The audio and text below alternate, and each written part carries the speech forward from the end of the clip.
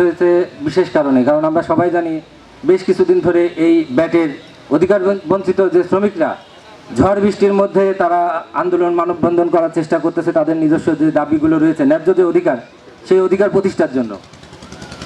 আমরা অনেক দিন অতিক্রম হওয়া সত্ত্বেও দেখতে পাচ্ছি তাদের যে দাবিগুলো আছে, ন্যায্য যে দাবি, জেলা প্রশাসন সহ সরকারি যে দপ্তরগুলো আছে তাদের সহায়তা থাকা সত্ত্বেও এই কোম্পানির মালিকপক্ষ তাদেরকে বৃদ্ধাঙ্গুলি দেখায় তাদের যে অধিকার সেটা প্রতিষ্ঠিত হতে দিচ্ছে না।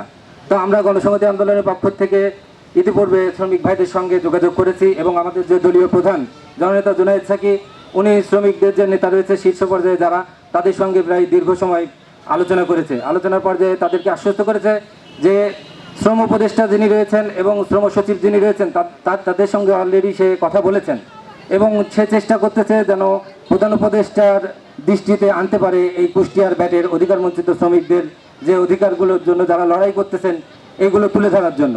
তা আমরা গণসংহতি আন্দোলন কুষ্টিয়া জেলার পক্ষ থেকে এই শ্রমিক ভাইদের সঙ্গে আছি এবং এই অধিকার যতক্ষণ না পর্যন্ত প্রতিষ্ঠিত হবে ততক্ষণ আমরা তাদের সঙ্গে থাকব। আমাদের লক্ষ্য একটাই, পরিবর্তন সম্ভব এবং পরিবর্তন চাই। কারণ এই শ্রমিকের রক্ত ভেজা শ্রমের উপর নির্ধারণ হয় কোম্পানির মালিকদের ভাগ্য, অথচ যুগে যুগে এই শ্রমিকদের ভাগ্য আজ পর্যন্ত কোনোভাবে উন্নত হয় নাই।